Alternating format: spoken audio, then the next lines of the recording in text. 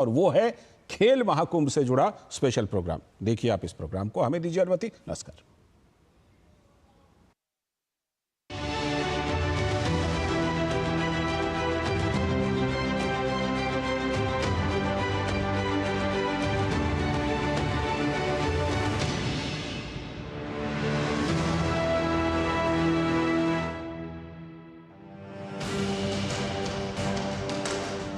नमस्कार, आप सभी का स्वागत दूरदर्शन न्यूज़ के विशेष आयोजन खेल महाकुंभ में। जैसे महाकुंभ आजकल चर्चा में ही है और महाकुंभ अपने आप में विशेष है, उसी तरीके से हमारे देश की जो खेल प्रतिभाएं हैं वो भी कई मायनों में विशेष हैं। और खासतौर से उन्हीं में से जो चुनिंदा खिलाड़ी हैं उनको हाल ही में राष्ट्रपति ने राष्ट्रीय खेल पुरस्कार भी प्रदान किए और सभी के लिए मिसाल पेश करने वाले आज वही खिलाड़ी डीडी न्यूज़ के इस खेल महाकुंभ को और भी ज़्यादा विशेष बना रहे हैं। तो आइए बिना देरी के हम शुरुआत कर रहे हैं डीडी न्यूज़ के इस खेल महाकुंभ की, जिसमें अलग अलग सेगमेंट में हमारे साथ जो खिलाड़ी हैं वो मौजूद रहेंगे। और पहले सेगमेंट में मैं अपने जो हमारे साथ दर्शक भी मौजूद हैं आपको बता दें, जो उसमें खास मेहमान रहेंगे। हमारे साथ हैं प्रवीण कुमार जी जो कि हाई जंप इवेंट से हैं, और साथ ही साथ उदय कुमार जी लेड एडवेंचर उनका इवेंट, और साथ ही होकाटो केजोजी सेमा जो कि शॉर्ट पुट इवेंट से हैं। तो मैं चाहूँगा एक बार जोरदार तालियां आप सभी बताइए।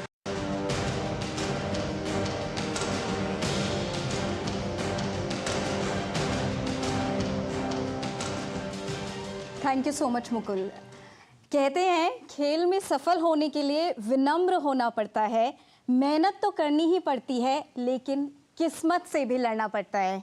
कुछ ऐसे ही जज्बे की कहानी आज हम सुनेंगे सीधा खिलाड़ियों की जुबानी। जोरदार तालियों से एक बार स्वागत कीजिए। हमारे साथ मौजूद हैं खेल रत्न अवॉर्डी प्रवीण कुमार जी, जिन्होंने हाई जंप में पेरिस पैरालंपिक्स में नया रिकॉर्ड बनाया और मेडल भी जीता। हमारे साथ मौजूद है Tenzing Norgay national adventure award से सम्मानित उदय कुमार जी, और हमारे साथ आज डीडी खेल महाकुंभ में मौजूद हैं अर्जुन अवार्ड से सम्मानित होकाटो सेमा पैरा एथलीट जो शॉटपुट खेलते हैं। आप तीनों का बहुत बहुत स्वागत है डीडी खेल महाकुंभ का हिस्सा बनने के लिए। आप तीनों का बहुत बहुत धन्यवाद।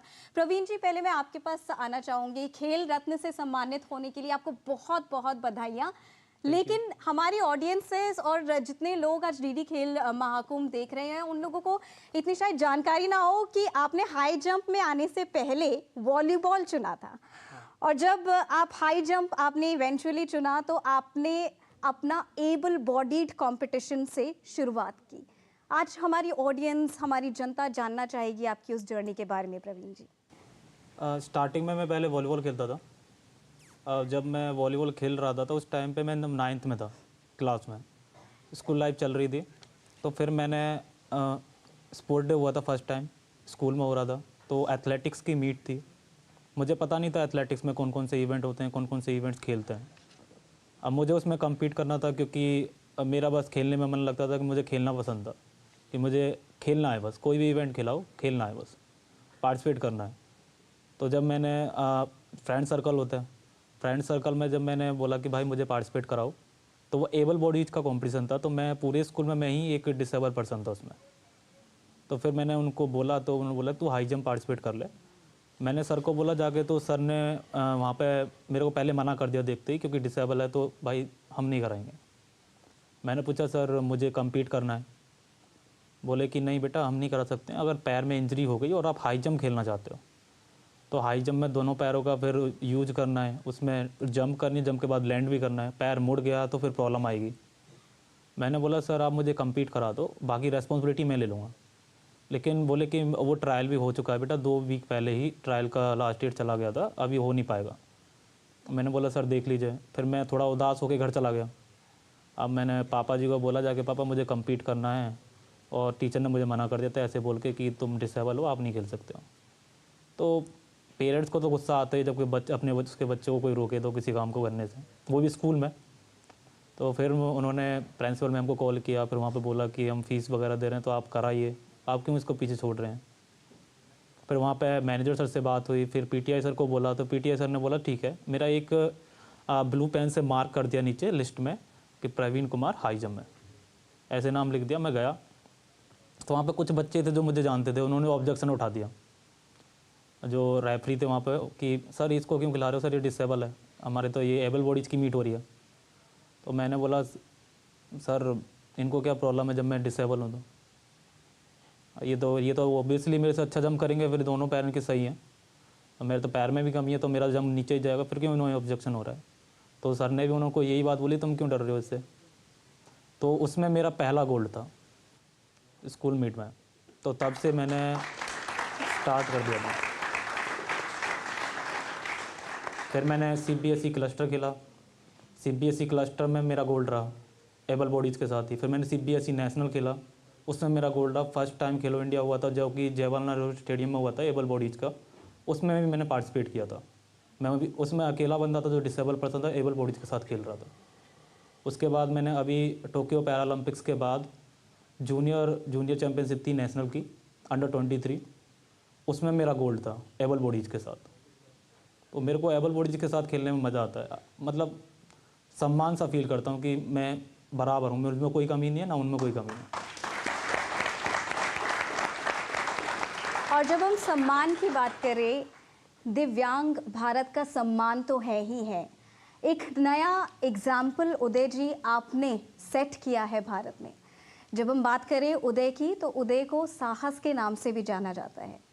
उदय जी, 2015 में जो त्रासदी आपके साथ हुई, आपने अपना पैर गंवाया एक ट्रेन हादसे में, लेकिन उसके बाद आप 70 से भी ज़्यादा मैराथन्स में पार्टिसिपेट कर चुके हैं, स्काई डाइविंग भी करते हैं, साथ ही साथ दूसरे एडवेंचर स्पोर्ट भी करते हैं। लेकिन 2015 से लेकर वो सफ़र जब आपको तेंजिंग नोर्गे एडवेंचर स्पोर्ट से सम्मानित किया गया, कितना मुश्किल था? मेरी सफ़र की शुरुआत जैसे कि नॉर्मल लाइफ से चैलेंजिंग लाइफ में आना बहुत डिफ़िकल्ट काम है, क्योंकि एक इंसान नॉर्मल लाइफ में नॉर्मल लोगों के साथ उठता है, बैठता है, गाड़ी चलाता है, साइकिल चलाता है, बाइक चलाता है, हर वो काम करता है, और उसको आधी उम्र में आके बोला जाए अपना एक पैर दे दो और फिर जर्नी स्टार्ट करो। फिर से उसको 28-30 साल की उम्र में खड़ा होना सीखना पड़ता है, चलना पड़ता है, दौड़ना पड़ता है, और फिर एथलेटिक में आके देश का नाम का रोशन करना पड़ता है। जैसे तैसे ज़िंदगी संभाल ही रही थी कि हाथ से मतलब रुकने का नाम नहीं ले रहे थे। एक दिन वाइफ बोली कि बिस्तर से थोड़ा खड़ा हो जाइए, मैं बिस्तर को ठीक करती हूँ। रात का टाइम था। जैसे ही हॉस्पिटल से कुछ ही दिन हुए थे आए हुए, लगभग 10-15 दिन, बॉडी इस पैर में सिर्फ 4 उंगलियाँ 3 ही काम करती हैं। मैंने खड़ा होकर दीवार को पकड़ के खड़ा हुआ और बैलेंस नहीं कर पाया और अपने बेटे के हाथ पे गिर गया और हाथ बीचों से टूट गई। और सामने ही मेरी माँ बैठी हुई थी। मेरी माँ को मतलब एकदम शॉक सा लगा, और उनका इकलौता लड़का मैं, मेरा इकलौता बेटा जिसका मेरा पैर कट गया, मेरे बेटे का हाथ टूट गया, ये सब मेरी माँ बर्दाश्त नहीं कर पाई और माँ को सडनली हार्ट अटैक आया। मैं दोस्तों की मदद से हॉस्पिटलाइज किया, और तब वो सारी चीज़ें, लोगों की बातें कान में गूंजने लगा कि लोग सही बोलते हैं, मैं अपने परिवार के ऊपर बोझ बन गया। एक समय ऐसा आता है कि वाइफ बोली कि बाज़ार जा रही हूँ, आप अपना ध्यान रखिए, मम्मी बच्चों को ग्राउंड लेके गई है। और तभी पता नहीं कहाँ से एक लाइलन की रस्सी मिली और पंखे में लगा के हिम्मत भी पता नहीं कहाँ से आ गया, और सडनली मैं गले में लगाया और बिस्तर से लटकने ही वाला था, तब तक मेरा बेटा आ गया सामने, हाथ में प्लास्टर लिए, और मैं से एक ही क्वेश्चन किया, पापा झूला क्यों लगा रहे हो? मैं सहम सा गया, डर सा गया एकदम, जैसे कि चोरी करते हैं उस टाइप का मेरा। और मैं बच्चे को जवाब नहीं दे पाया और मैं पकड़ के रोने लगा। और उसी दिन खुद से प्रॉमिस किया कि मैं ऐसी कहानियाँ लिखूँगा कि लोग मेरी कहानी पढ़ेंगे। फिर एक दिन खाना खाने का टाइम, बिस्तर से उतरा, नीचे वायर लगी हुई थी फ्रिज की, बहुत कम स्पेस था घर में, और मैं बैठा, बैठने के सडनली मतलब हाथ चला गया वायर पे, पता नहीं था कि चूहा काट दे के रखा है, और मैं इलेक्ट्रिक में कनेक्ट हो गया। मेरी बेटी उतरी, गोद में बैठ गई, बेटी कनेक्ट। फिर वाइफ को जैसे ही चिल्लाया, मंजू वाइफ आई और उनको लगा कि कुछ काटा है तो देखती हूँ, वो भी आके कनेक्ट हो गई। तब तक भगवान की किस्मत अच्छी थी कि करंट झटका मारा और वो फेंका गई। फिर जाके मेन स्विच ऑफ की, फिर मैं बचा। हिमालय पर्वतारोहण संस्थान के प्रिंसिपल ग्रुप कैप्टन जय किशन सर का एक इंस्टाग्राम पे पोस्ट देखा और उनके बारे में हर एक चीज़ मतलब सर्च किया और सर को मेल किया कि सर मुझे माउंटेन करना है। फिर 2 दिन बाद सर का मैसेज आता है कि एक काम करो, आओ मिलो, देखते हैं कुछ करते हैं। सर बातें बहुत मतलब बताई कि बहुत रिक्सी है गेम, कुछ भी हो सकता है, तुम्हारे लायक नहीं है। फिर भी मैंने जिद किया तो सर बोले ठीक है, मैं आपको 7-8 दिन की ट्रेनिंग करवाऊंगा, उसमें अगर फिट बैठते हैं तो मैं कुछ सोचूंगा। ट्रेनिंग किया और उस ट्रेनिंग में रिस्क था, लेकिन मैंने उफ तक नहीं किया क्योंकि मुझे साबित करना था खुद को। और कभी ज़िंदगी में नॉर्मल लाइफ में सोचा नहीं था कि मैं माउंट क्लाइंब करूंगा। और उसके बाद लॉन्च होता है मिशन K2 के। Group captain Jackie sir lead कर रहे थे, Mahendra sir, Pavel sir supporting team में थे और हर किसी का साथ और प्यार मिला, तभी जाके मैं क्लाइंब कर पाया 19,341 फीट, अफ्रीकन कॉन्टिनेंट की हाईएस्ट चोटी। हम लोगों ने 7,800 स्क्वायर फीट का तिरंगा फहराया जो जिसका वजन था 80 किलो। अभी बोलते हुए मेरे रोंगटे खड़े हो गए कि मैं कैसे कर पाया। और इसीलिए प्रधानमंत्री नरेंद्र मोदी ने हमेशा बोला भी है कि विकलांग नहीं दिव्यांग कहेंगे और पूरा पूरा सम्मान देंगे। हमारे साथ नारी शक्ति का एक बेहतरीन एग्जाम्पल मौजूद है आपकी पत्नी के रूप में, जिनका नाम है मंजू देवी। एक सवाल मैं मंजू देवी जी आपसे भी करना चाहूँगी। आपने केवल अपने पति को ही नहीं पूरे परिवार को संभाला, एक साथ जुट करके रखा। क्या कहना चाहेंगी आप? अब इन्हें राष्ट्रपति भवन में पुरस्कारित किया गया और इतना बड़ा सम्मान दिया गया। मैं बहुत खुश हूँ उनको। मैं समझ सकती हूँ, बहुत ही इमोशनल मोमेंट है आपके लिए। और सभी ऑडियंस को भी बता दो कि अभी इनका बेटा 8 महीने का है। जब ये हादसा हुआ था 3 साल पहले इनकी शादी हुई थी। फिलहाल 3 बच्चे हैं और ये जो बेटा आज मौजूद है 8 महीने का है, देख रहा है एक नया एग्जाम्पल बनते हुए। मैं अब इस वार्तालाप को आगे लेके जाना चाहूँगी और अब 2002 में चले जाते हैं, जब सेना में थे होकातो सेमा जी और एक माइन ब्लास्ट के दौरान एक ऐसा हादसा हुआ जिन्होंने उन होकातो जी को दिव्यांग बनाया। लेकिन हौसलों की उड़ान नहीं रुकी। आपने शॉटपुट चुना और पेरिस पैरालंपिक्स में ब्रॉन्ज मेडल लेकर आए। नागालैंड से पहले ऐसे पैरालंपियन बने जिन्हें ना ही पैरालंपिक्स में मेडल मिला लेकिन अर्जुन अवार्ड भी मिला। क्या कहना चाहेंगे अपनी इस पूरी जर्नी के बारे में होकातो जी? मैं सबसे पहले तो 2001 को मैंने इंडियन आर्मी में ज्वाइन किया था। उसके बाद बचपन से ही मेरा शौकीन था कि मैं फौज में जाऊँ और मतलब देश के लिए ये आतंकवाद वगैरह से लड़ाई करूँ बोल के मेरा बहुत मतलब इतना शौकीन था मैं। तो मैं कम उम्र में 17 ईयर्स में मैं आर्मी में ज्वाइन किया है। तो 2001 में गया है, तो मेरा ट्रेनिंग सब कंप्लीट हो के 2002 को मैं यूनिट में पोस्टिंग चला गया। तो मैं यूनिट जाके पहुंचा, वहाँ पे फिर ट्रेनिंग वगैरह किया है। तो उसके बाद ट्रेनिंग वगैरह करके जो है हम लोग ऑपरेशन वगैरह में जाना शुरू हुआ है। तो वहाँ मतलब 1 वीक में 1-2 बार ऑपरेशन करते रहता हूँ हम लोग। तो 2014 अक्टूबर को उसी शाम को भी जो है मतलब मिलिटेंट का साथ हम लोग मतलब एक ऑपरेशन चल रहा था, काउंटर कर रहा था। तो उस टाइम में जो है मेरा जो है अचानक मेरा पैर जो है माइन का ऊपर में आ गया। तो मेरे को पता नहीं चला, ऐसे भागदौड़ हो रहा था। तो जब माइन फटा तो मेरा मतलब मैं मालूम नहीं था कि मेरा ये मतलब पैर उड़ गया बोल के। बाद में ऐसे देखा तो कुछ हुआ, जैसे ऐसे नीचे देखा तो पूरा ब्लीडिंग हो रहा था। तब मैं पता चला मेरा माइन में लग गया बोल के। तो मेरे को वहाँ से जो है वो लोग ने श्रीनगर हॉस्पिटल में 92 हॉस्पिटल में शिफ्ट किया है। उसके बाद मेरे को बोला है बेटा हम लोग आपका इस पैर को बचाने की कोशिश करेगा बोल के मेरे को बताया। लेकिन मैं इतना दर्द इतना सह नहीं पा रहा था मेरे को। तो मैंने बोला जो करना कर दो, काटना भी तो काट दो, जल्दी कर दो, मैं ये सह नहीं पा रहा हूँ बोल के। तो ठीक है हम लोग कोशिश करेगा बोल के ऐसे बताया था। तो उसके बाद जो है 3 दिन का बाद जो मैं अच्छा से होश आया तो ऐसे बिस्तर में लेटा हुआ था। उसके बाद जो है मेरा शरीर में पूरा ऐसे कवर किया हुआ था ब्लैंकेट से। तो मैं याद आया कि मेरा पैर का क्या हुआ, मैं देखना चाहता हूँ बोल के मैं इसे वो ब्लैंकेट जो है हटा के दिखाया। तो पूरा मतलब ये यहाँ से एम्पुटेशन कर दिया वो लोग ने। उसके बाद बैंडेज से बना हुआ था। वो देख के मैं इतना रोया मेरे से पहले भी मेरा पलटन का जो है दो लड़का जो है माइन ब्लास्ट हुआ था। तो वो लोग पहले से मतलब पुणे में वो लोग था। तो जब मैं वहाँ में आया वो हॉस्पिटल में आए तो वो दोनों तो एकदम तक चल रहा है एकदम। तो मैं देख के इतना खुश हो गया ना मैं, अभी तो मैं कुछ कर सकता हूँ बोल के, मेरा मतलब शरीर में इतना जान आ गया मैं वो देख के ना, और बहुत खुश लगा है।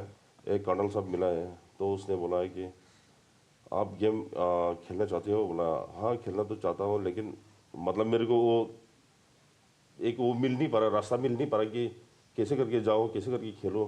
2016 में जो है वो कर्नल साहब को मिला है, उसने बोला है ठीक है आपको हम खिलाता हूँ बोल के उसने मेरे को, अभी आप जाओ मैं चिट्ठी भेजता हूँ बोल के, तो पलटन में चिट्ठी भेजा है। उसके बाद जो है 2016 अक्टूबर को मैं जो है हैदराबाद में आया था। हैदराबाद में आके मैंने 2-3 महीने ट्रेनिंग किया। उसके बाद मेरा फर्स्ट नेशनल चैम्पियनशिप जो है जयपुर राजस्थान में हुआ था मार्च महीना में, तो उसमें मैंने गोल्ड मेडल मिला है। उसके बाद उसके बाद जो है इतना जल्दी भी सक्सेस हो गया मेरा को कि नेशनल खेला, गोल्ड मेडल मिला। फिर 2 मंथ्स के बाद फिर मैं चाइना बीजिंग में गया था, वहाँ में ब्रॉन्ज मिला है। ऐसे करके काफ़ी मैंने नेशनल इंटरनेशनल मेडल जीता है। बहुत मतलब बहुत स्ट्रगल करना पड़ा, मैं ऐसे करके जाके कंपटीशन खेला है, तो मेरा एशियन में भी ब्रॉन्ज मेडल आया है।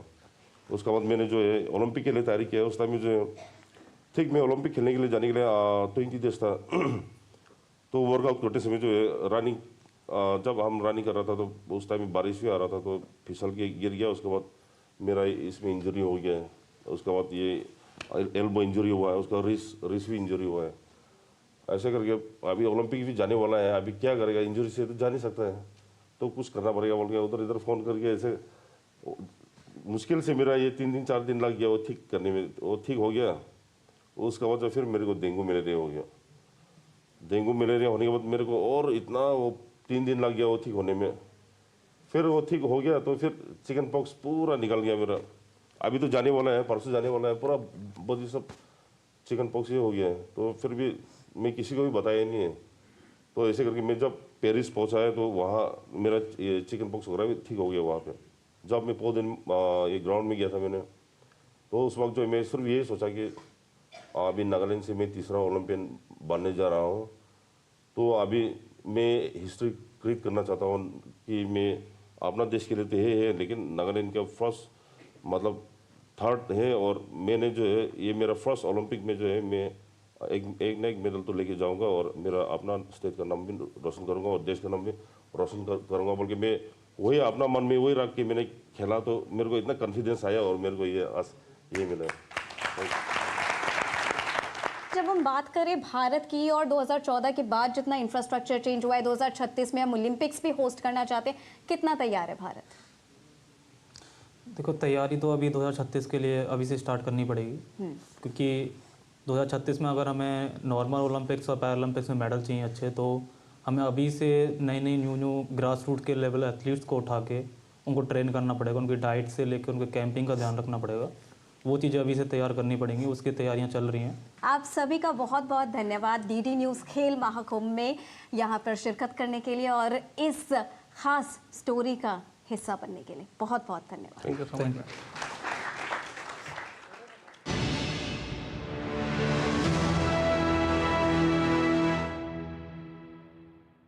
जब धरती चीर कर निकलता है लोहे का पत्थर और मिलता है मोंगिया के जोश से, फिर तपता है, पिघलता है और बनता है फौलाद।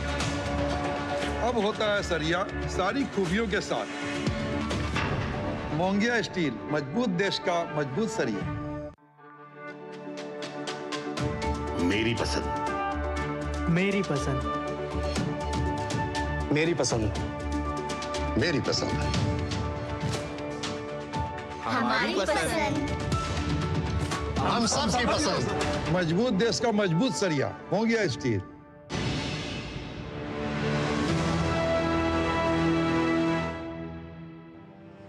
तो खेल महाकुंभ में आगे बढ़ते हुए अब हम हमारा जो दूसरा सेगमेंट है उसकी शुरुआत करने जा रहे हैं। और इस सेगमेंट में आपको बता दें हमारे साथ 3 और खेल जगत की जो हस्तियां हैं वो रहेंगी, खेलों से जुड़ी हुई भी। तो डीडी न्यूज़ खेल महाकुंभ में आप सभी का स्वागत है। सबसे पहले बात करते हैं चंदू चैंपियन के real life hero Murlikant Petkar ji की। जो पैरालंपिक खेलों में भारत के पहले इंडिविजुअल गोल्ड मेडलिस्ट हैं और जिनके जीवन पर आधारित फिल्म चंदू चैंपियन दर्शकों को बेहद पसंद आई और सबको इनके जीवन के बारे में जानने का मौका मिला। हमने देखा कि किस तरह से जो इंसान की जिद है उसकी कोई सीमा नहीं है। मुरलीकांत पेटकर जी मानवीय जिद की जीती जागती मिसाल हैं कि अगर दृढ़ संकल्प हो तो क्या हासिल नहीं किया जा सकता। इसके अलावा हमारे साथ हैं भारतीय मुक्केबाज स्वीटी बुरा, जो राज्य स्तर की कबड्डी खिलाड़ी भी रह चुकी हैं, लेकिन फिर मुक्केबाजी में आई। मुक्केबाजी में उन्होंने हाथ आजमाए, विश्व चैंपियन रह चुकी हैं और उन्हें हाल ही में अर्जुन पुरस्कार से सम्मानित किया गया। एक दिग्गज मुक्केबाज जिनकी सोशल मीडिया पर काफ़ी फॉलोइंग है। पैरा एथलीटों को मैदान में जो अपने प्रतिद्वंदी हैं उनसे तो मुकाबला करना ही पड़ता है, लेकिन सुगम्यता को लेकर जिस तरह की परेशानियां उनके सामने आती हैं उससे भी उन्हें मुकाबला करना पड़ता है। और एक ऐसी ही संस्था है स्वयं जो कि सुगम्यता पर लगातार काम कर रही हैं। उसी संस्था की संस्थापक और चेयरमैन स्मीनू जिंदल हमारे साथ हैं। बहुत बहुत स्वागत है आपका। चंदू चैंपियन से हम शुरुआत करते हैं। जिसने भी चंदू चैंपियन फिल्म देखी है, फिल्म की जब शुरुआत होती है तो मुरलीकांत पेटकर जी जाते हैं पुलिस थाने में और वो डिमांड करते हैं कि मुझे अर्जुन पुरस्कार चाहिए। तो हमने देखा कि आखिरकार अर्जुन पुरस्कार मुरलीकांत पेटकर जी को मिल गया है और फिल्म में जिन्होंने इनका किरदार निभाया कार्तिक आर्यन ने भी यही कहा कि इस फिल्म का आदर्श अंत यही है। तो एक बार जोरदार तालियां मुरलीकांत पेटकर जी को अर्जुन पुरस्कार मिलने पर। मुरलीकांत जी, हमने फिल्म में देखा ओलंपिक पदक जीतना आपका सपना था, एक जिद और एक जुनून आपके अंदर था। कई खेल आपने आजमाए और आखिरकार ओलंपिक पदक जो आपने जीता, पैरालंपिक पदक, उसे जीतकर ही आपने चैन की सांस ली। और अर्जुन पुरस्कार हमने फिल्म में देखा कि आपका एक सपना था। अब जब अर्जुन पुरस्कार भी मिल चुका है तो किस तरह से आप महसूस कर रहे हैं? दो आपके बड़े सपने पूरे हुए। देखो, लाइफ में कोई भी काम करते हो तो हैप्पीनेस इज बेस्ट डाइट बोलकर करते हैं। तो वैसे मैं हैप्पीनेस इज बेस्ट डाइट, मतलब राजी खुशी को जो काम जो करता हूँ पक्का करता हूँ। और खेल कूद में ख्वाहिश, जो अपना भारत का खाशाबा जादव जो रेसलर कुश्ती खेलने वाला, उसने अपना देश के लिए पहला मेडल लाया था जी। और उस टाइम मेरे भाई ने मुझे कराड़ा, एक गांव है, वो गांव में जो वो उसको लेकर आए थे, उसका सत्कार सिटी में तो इतना नहीं, लेकिन देहात में बहुत अच्छा ये सत्कार, ढोल लेजिम ताशे सब बजा के खुश। तो काशाबा बाजू की जय, काशाबा जय की, ऐसा बहुत ही चल रहा। तो वो चीज़ मैंने ठानी, ये क्या है मेडल? तो मैं भाई को पूछा तो भाई ने बोला ये ओलंपिक का खेल है, दुनिया में खेल ऐसे होते हैं, उसमें नाम करने से इतना ये प्राइज मिलता है मुझे। तो मैंने भी सोचा कि इतना आदमी लोग सत्कार करने के लिए आता है, इतना ट्रक आता है, तो मैं भी ओलंपिक चैंपियन बनेगा, खेल में मैं भी मेडल लाएगा। एक दफ़ा मास्टर ने, सभी बच्चे लोग पढ़ रहे थे, तब क्वेश्चन किया, एक को पूछा तू क्या बने? सर मैं डॉक्टर बनूंगा। तुम क्या बनेगा? इंजीनियर बनेगा। तू क्या सोल्जर बनेगा? ऐसा सबको पूछते पूछते तो मेरे पास आया, तो सर आया, सब पूछा तुम क्या बनेगा मुरली? सर मैं ओलंपिक का गोल्ड मेडल लाऊंगा। ये मेरा पहला ही है। तो उसी टाइम जो बाकी बच्चे लोग हैं उन्होंने मेरा नाम चंदू, मतलब गांव में टोकन नाम, और बच्चे लोग आपस में चिढ़ाते, वैसा मेरे को चंदू बोलकर मेरा नाम उस टाइम से चंदू चैंपियन का शुरुआत हो गया। लाइफ में मैंने 1 पैसा का कुश्ती खेला था, 1 पैसे का कुश्ती, 1 पैसा कुश्ती, तो 1 पैसा का कुश्ती, तो 1 पैसा का कुश्ती जो था वो 1 भोका था पैसा। तो ये है दिखा देगा।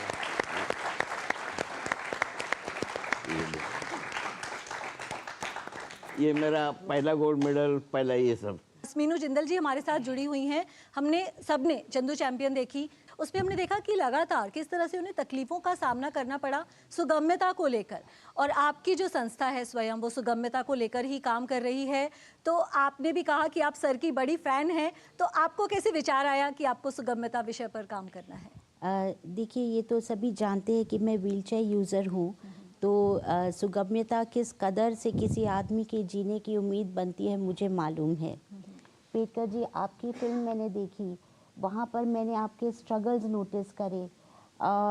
ये आम आदमी शायद उसको ये बात की सहनशीलता नहीं है, क्योंकि हमें ये कोई बताता नहीं है।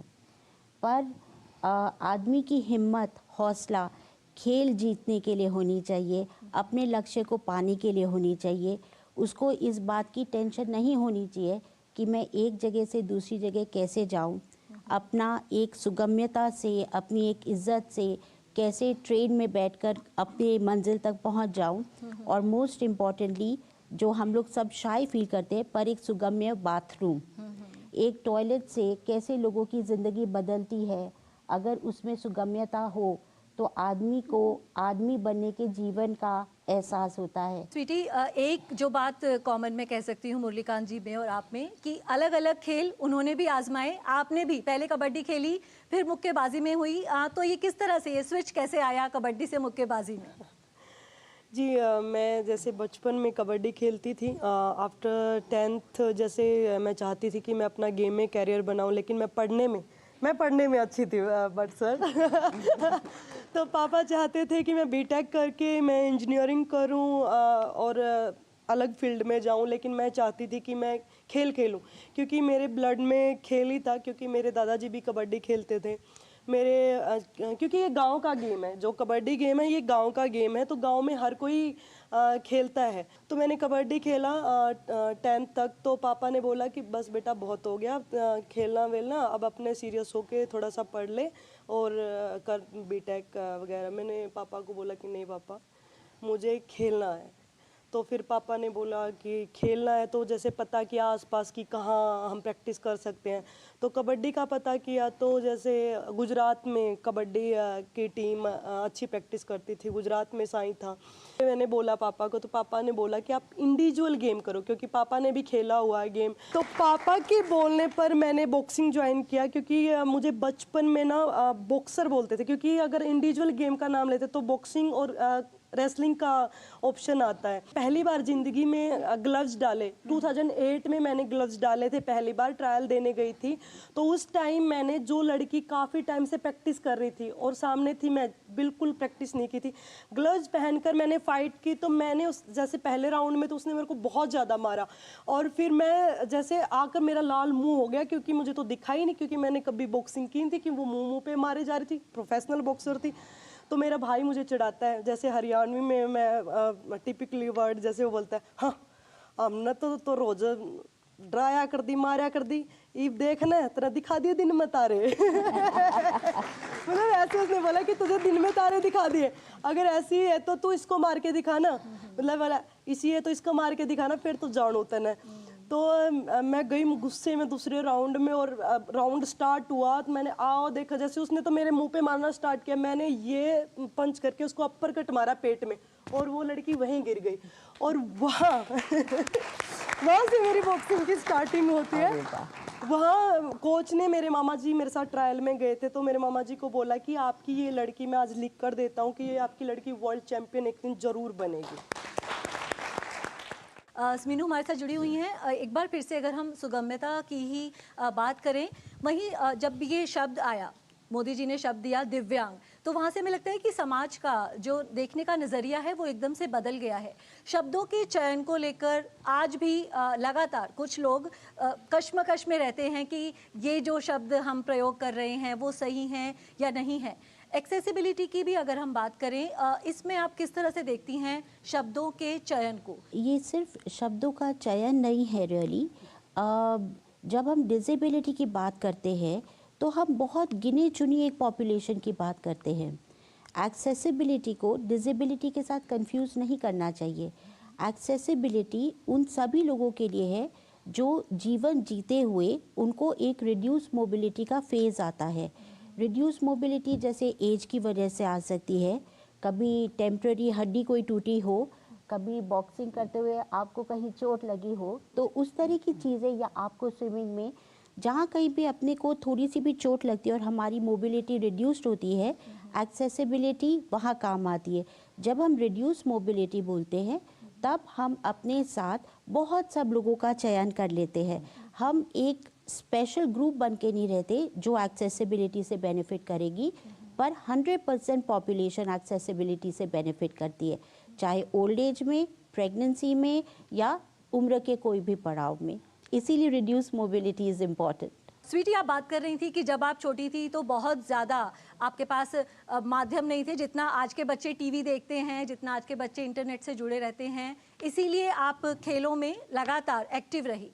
अब आप सोशल मीडिया पर काफ़ी एक्टिव हैं, तो जो यंग जनरेशन है, आपके जो फॉलोअर्स हैं सोशल मीडिया पर, उन्हें आप किस तरह का कंटेंट प्रोवाइड करना चाहती हैं, और क्या आपकी मंशा थी जब आपने ये डिसाइड किया कि आपको सोशल मीडिया के ज़रिए अपने प्रशंसकों से, युवा प्रशंसकों से जुड़ना है?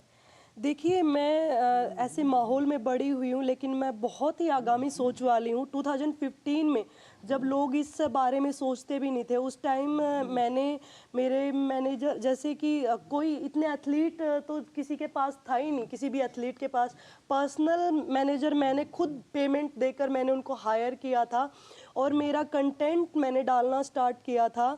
क्यों? क्योंकि मेरे को देखकर कितनी लड़कियां आगे आएंगी। आप आज देखोगे कि सोशल मीडिया का मतलब अच्छा कंटेंट डालना क्यों ज़रूरी है। देखिए, मैं तो सभी लोगों को भी ये बोलना चाहूँगी कि आप जो अच्छा कंटेंट डालते हैं उनको सपोर्ट कीजिए, क्योंकि आज के टाइम पे ना जो वल्गर कंटेंट डालते हैं वो जल्दी वायरल हो जाते हैं। अगर जैसे हमारे चंदू चैंपियन जी यहाँ बैठे हैं, तो कितने लोगों को इससे पहले, मूवी से पहले पता था, लेकिन अगर हम ऐसे रियल हीरोज को सपोर्ट करेंगे ना, तो हम एक अच्छे समाज का निर्माण कर सकते हैं। जब मुझे खून की उल्टियाँ भी आ जाती थी, फिर भी मैं रुकती नहीं थी, क्योंकि मेरे ऊपर मेरे माता पिता की इज्जत का और मेरे समाज की जो लड़कियां, मेरे गांव की जो लड़कियां हैं, उनका मेरे ऊपर बर्डन था। अगर मैं फेल हो जाती तो मेरे पीछे वो इतनी लड़कियां फेल हो जाती। वो मुझे मोटिवेट करता था कि और ज़्यादा काम करने का। और मैं आपको बता दूं कि मैंने 12-12 घंटे एक दिन में काम किया, और मैं पहला स्टेट गोल्ड, पहला नेशनल गोल्ड और पहला इंटरनेशनल गोल्ड मैंने जीता। और 2 बार वर्ल्ड का, 3 बार एशिया चैंपियन, 2 बार वर्ल्ड में, और ये 14 इंटरनेशनल गोल्ड मेडल मेरे, और 25 बार नेशनल और नेशनल लेवल के इवेंट होते हैं उसमें गोल्ड मेडलिस्ट रही हूँ मैं, और 5 टाइम ऑल इंडिया यूनिवर्सिटी। आपने भी बताया कि चंदू चैंपियन फिल्म आने से पहले मुरलीकांत जी की जो कहानी है उसके बारे में ज़्यादातर लोगों को नहीं पता था, तो हमारे पास भी यहाँ पर जो ऑडियंस है उसमें भी कई फैन हैं चंदू चैंपियन जी के।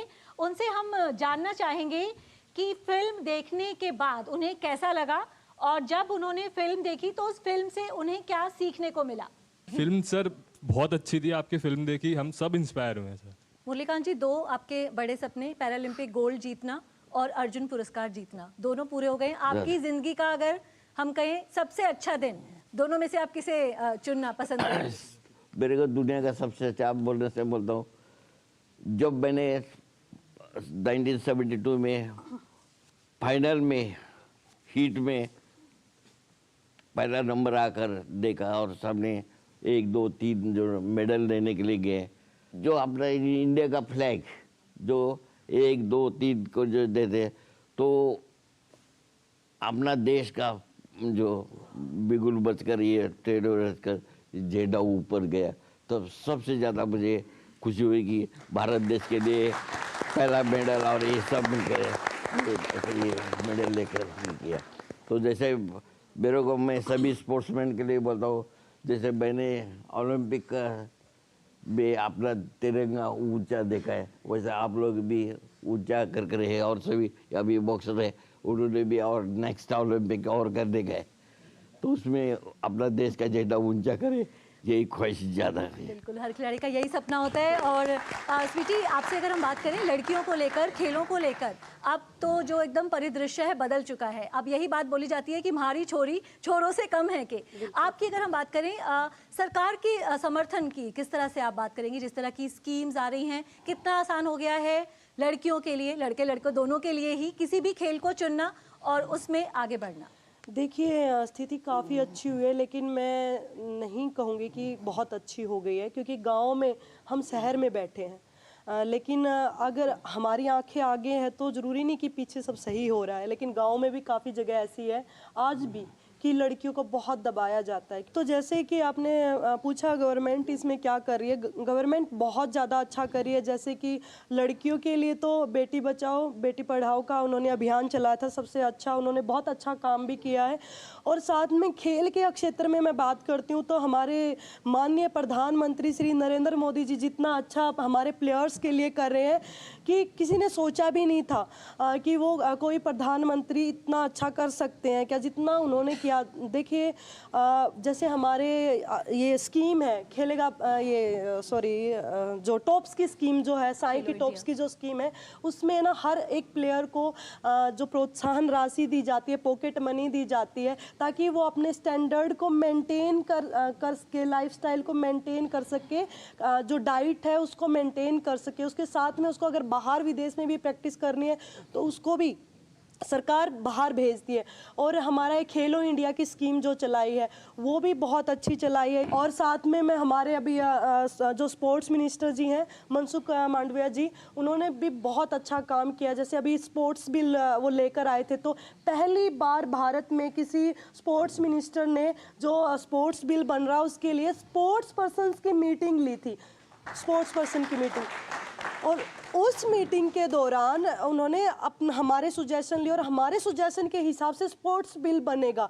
तो ये बहुत बड़ा चेंज है। अब बेटी बचाओ ये कार्यक्रम चल रहा है, तब से बहुत आदमी ने ये किया था, लेकिन मोदी जी ने बेटी बचाओ में सबसे पहले आर्मी एनडीए में लड़की लोगों को पहले आर्मी में इसमें नहीं लेते थे, लेकिन मोदी साहब को रिक्वेस्ट किया था सभी इंडिया जो आर्मी को लड़की लोग सोल्जर बनना चाहती है उनको ही करो। तो मोदी साहब को रिक्वेस्ट किया था, उन्होंने जो लेडीज़ के लिए बच्चियों के लिए जो ये किया, तो उन्होंने बोला ठीक है पेट का तुम्हारा ये ख्वाहिश है, चलो पूरा कर दे। जो अंधेरा मैंने अपने जीवन में देखा वो कोई और ना देखे, इस पे मैंने कुछ लाइंस भी लिखी है। बांटते फिरते हैं हम उजाले सबको, ताकि जो अंधेरा हमने देखा वो कोई और ना देखे। अरे वाह, जी बिल्कुल। और जो पंक्तियाँ आपने कही उसी तरह का काम मीनू जिंदल जी भी कर रही हैं कि जो अंधेरे उन्होंने देखे वो दूसरों को ना दिखना पड़े। और जो काम आपकी संस्था कर रही है, हम यही उम्मीद करते हैं कि विकसित भारत का जो एक सपना है, सुगम्यता, उसमें एक बड़ी भूमिका निभाएगी। बहुत बहुत शुक्रिया आपका तीनों का हमारे साथ जुड़ने के लिए।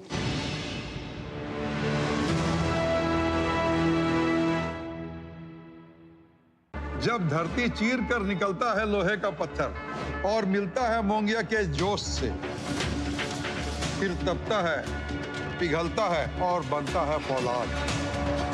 अब होता है सरिया सारी खूबियों के साथ। मोंगिया स्टील, मजबूत देश का मजबूत सरिया।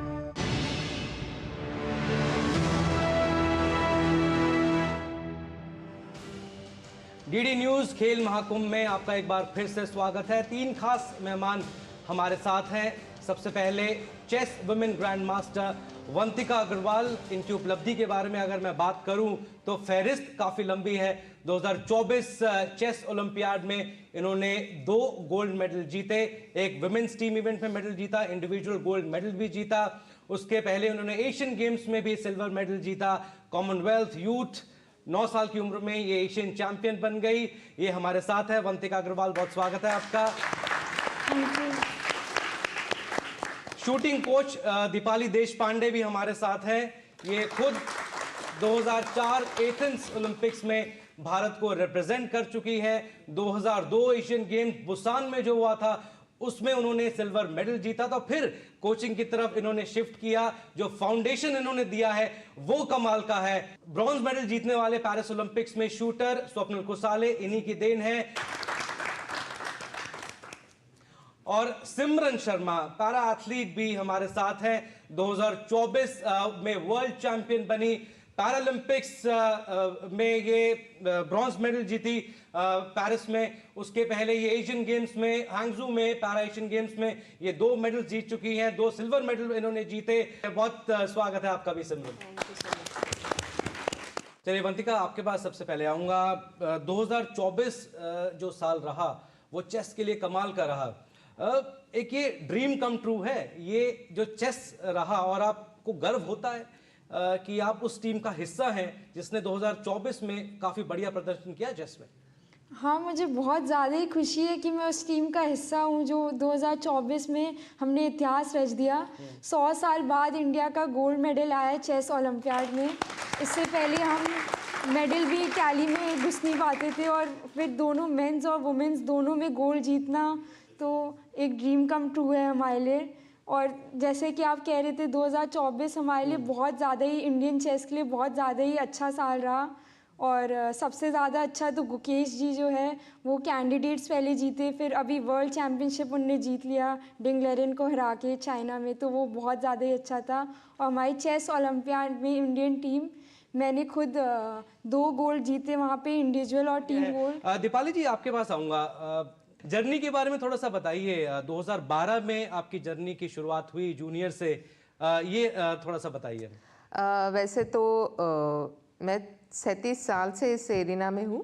जैसे 2010 तक मैं खुद खेल रही थी, पर 2010 में मेरे घर के पास एक छोटे से क्लब में मैंने 3 लेन का रेंज शुरू किया एंड आई स्टार्टेड कोचिंग। वहाँ कोचिंग शुरुआत हुई मेरी। और 2012 में NRAI ने मुझसे पूछा था कि आप हम जूनियर प्रोग्राम शुरू कर रहे हैं, उसमें आप आओगे क्या?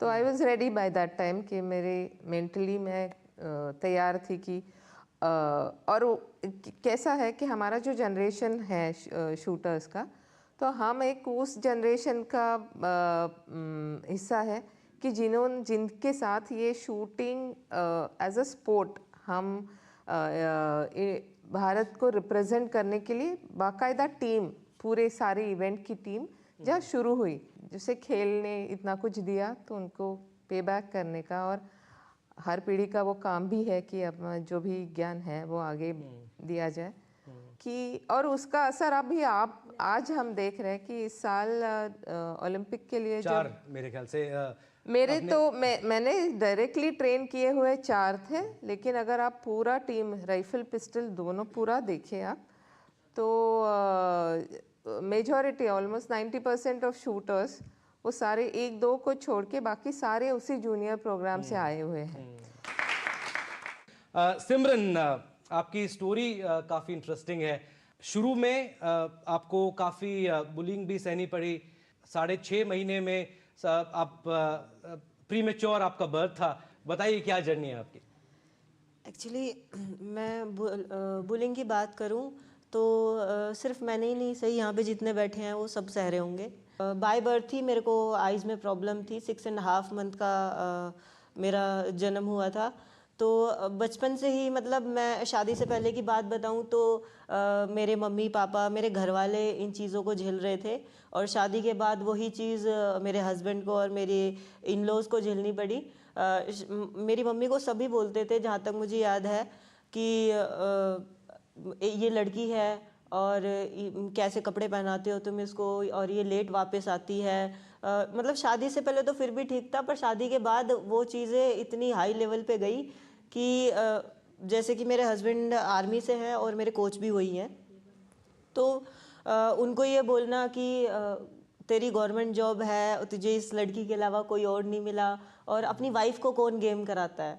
मतलब जैसे कि हम गांव से हैं, तो गांव में बहुत ज़्यादा प्रॉब्लम थी कि घूंघट करेगी ये, और फिर मेरे हस्बैंड ने बोला नहीं घूंघट तो नहीं करेगी ये। तो फिर मतलब जो आसपास वाले लोग थे उन्होंने बोला क्यों भाई, तेरी बहू न्यारी है जो घूंघट नहीं करेगी, और जैसे और करती हैं वैसे ये करेगी। तो उसने बोला हाँ जी ये न्यारी है, जब ये ओलंपिक खेलेगी और छोटे शॉर्ट्स में भागेगी तब तुम इसको देखोगे नहीं क्या।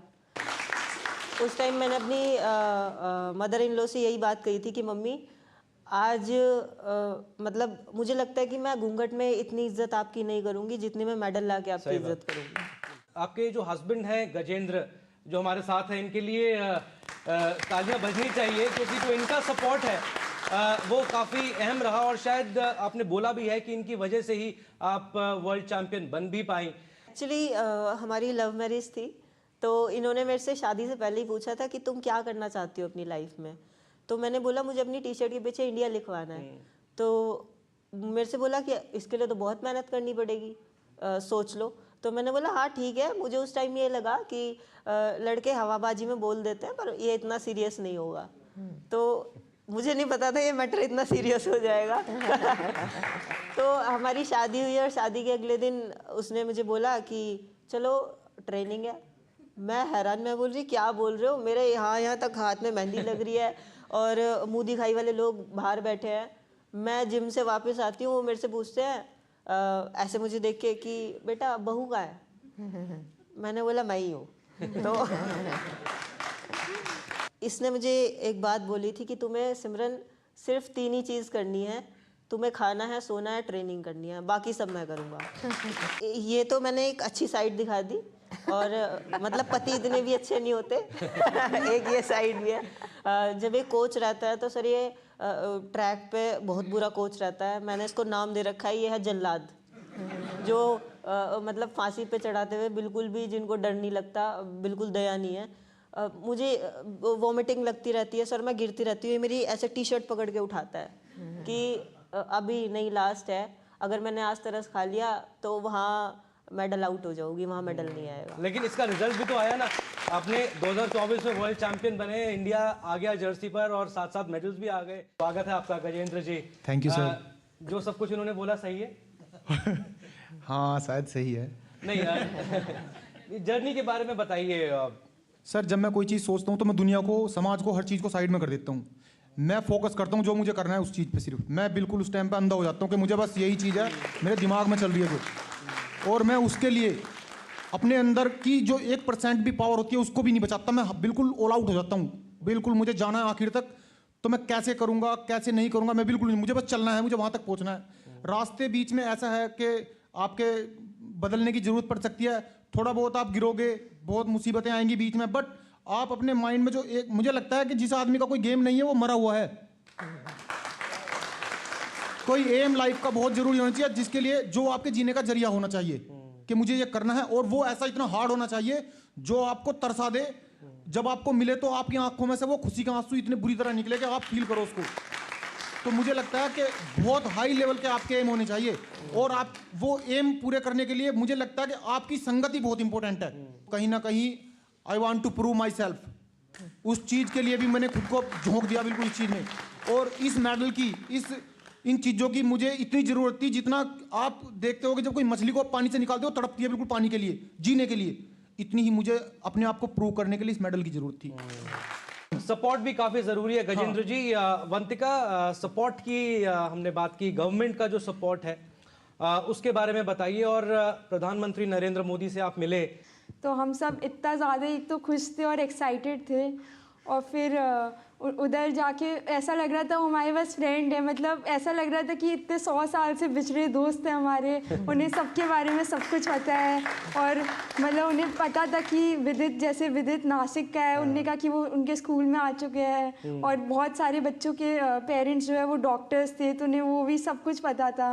और मेरी स्पेशली तो मैं अपने साथ अपनी फ़ोटो लेके गई थी जब मैं 9 साल की थी, और उनने मुझे सम्मानित किया था। ये सपोर्ट के बारे में बताइए, NRAI का सपोर्ट, गवर्नमेंट का सपोर्ट, जो नई स्कीम्स आई हैं वो कितना हेल्पफुल है, और ग्रास रूट लेवल में पिछले 10-12 सालों में क्या कुछ चेंजेस आए? चेंजेस तो बहुत आए हैं, और क्या है कि ओलंपिक स्पोर्ट है जो गवर्नमेंट सपोर्ट पे ही सरवाइव कर रहा है। बट पिछले 15 सालों में एक तो मोदी जी का पर्सनल इंटरेस्ट लेना चीज़ों में, that has changed a lot. जब इतने बड़े ओहदे के कोई व्यक्ति किसी चीज़ में इतना इंटरेस्ट लेते हैं, तो उनके नीचे फिर हर जगह वही माहौल या वही आइडिया आगे नीचे तक। और शायद दीपाली जी वो दिन दूर नहीं जब इंडिया को एक स्पोर्टिंग नेशन कहा जाएगा।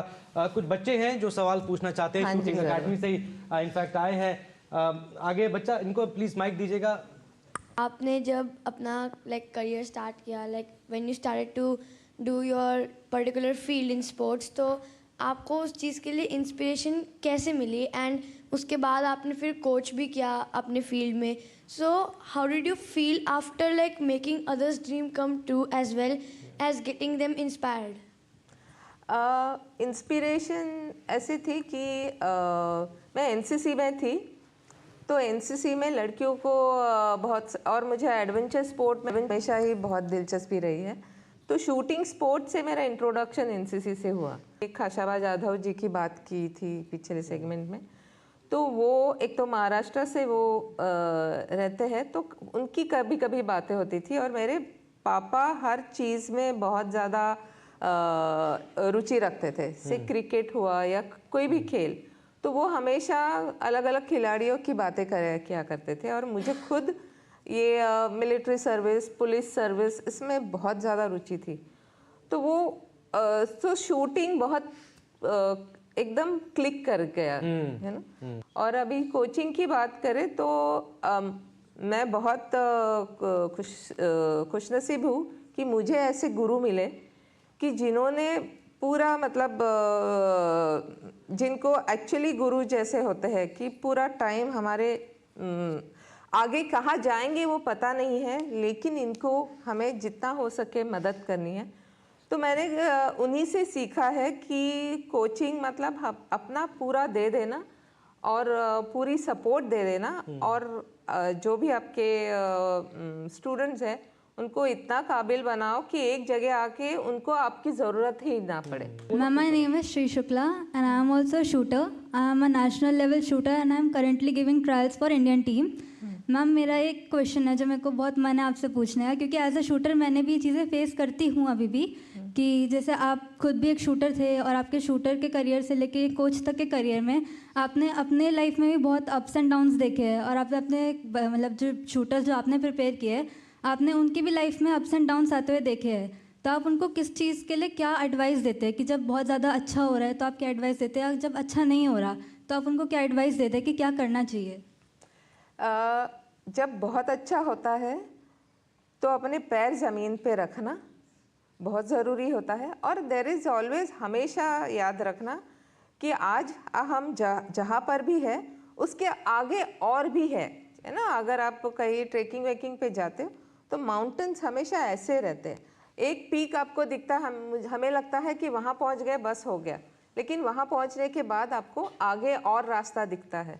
तो वो हमेशा आगे आप आज जहाँ भी है वो किसी और पहाड़ का बॉटम हो सकता है, तो हमेशा आपकी नज़र आगे रखो, ऊंची रखो। आप दूसरों से मुकाबला नहीं कर सकते, आपका मुकाबला अपने आप से ही है, इसलिए हमेशा अपनी तरफ देखो और अपना बेस्ट करो। That will help you in up और डाउन बोथ। डाउन हो इसका मतलब कुछ गलती की है, और हमेशा याद रखना जहाँ प्रॉब्लम है सॉल्यूशन वहीं पे होता है। तो अगर गलती हुई है सुधारो, जिस दिन गलती सुधर जाएगी आप आगे बढ़ जाओगे। बहुत शुक्रिया मैम सवाल का जवाब देने के लिए। सिमरन, इंक्लूसिविटी की हम बात करते हैं, बहुत जल्दी समय हमें इजाज़त नहीं देता, लेकिन क्या कुछ बदला है पिछले कुछ सालों में, और सपोर्ट के बारे में अगर आप बता पाए गवर्नमेंट को, और इंक्लूसिविटी के बारे में पिछले 10-12 सालों में क्या कुछ बदला है आपके स्पोर्ट में? सर मतलब मैंने जो 2016 के बाद देखा है ना सर, वो तो मतलब अलग ही है। पहले सिर्फ क्रिकेट दिखाया जाता था, पर अभी सारे स्पोर्ट्स दिख रहे हैं। अभी हम जब बाहर जाते हैं तो पहचान लेते लोग, अरे आप सिमरन हो, तो बड़ी खुशी होती है देख के कि मतलब और स्पोर्ट्स को भी दिखाया जा रहा है। और मैं गवर्नमेंट की सपोर्ट कहूँ सर, तो जो खेलो इंडिया है, खेलो इंडिया वो ग्रास रूट लेवल से आपको सपोर्ट करता है, टॉप्स है, आपको मतलब वो ओलंपिक पैरालंपिक के लिए तैयार करता है पूरा। आप बाहर जाके उसमें ट्रेनिंग कर सकते हो, आपको जो जहाँ जिस जगह पे आप हो वहाँ पे आपको कैंप मिलेगा, जो मतलब गवर्नमेंट आपको एक तरीके से गोद ले लेती है कि अब तुम हमारे हो, हम तुम्हें मतलब पहुँचाएंगे जहाँ तुम्हें जाना है।